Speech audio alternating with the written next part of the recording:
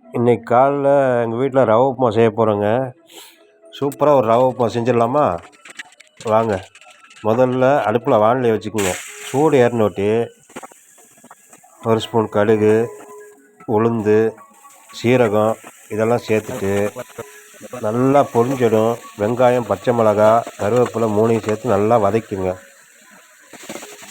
வதக்கினோடி தக்காளி வெட்டி வச்சுக்கோங்க. 2 தக்காளி வெட்டி வச்சுக்கோங்க. தக்காளி போட்டு நல்லா வதக்கிங்க. வதக்கிட்டு அது கூட கொஞ்சம் நெய் சேர்த்துக்குங்க. நெய் சேர்த்துட்டு 1/2 கிலோ ரவையை எடுத்துக்கோங்க. அதோடு சேர்த்து அந்த வதங்கினோடு சேர்த்து ரவையை போட்டு நல்லா வதக்குங்க.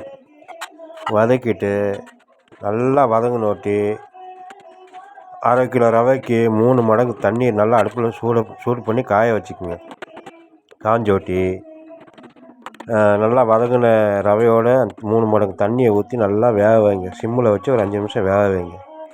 வெந்தோட்டி நல்லா சூடாக பரிமாறுங்க.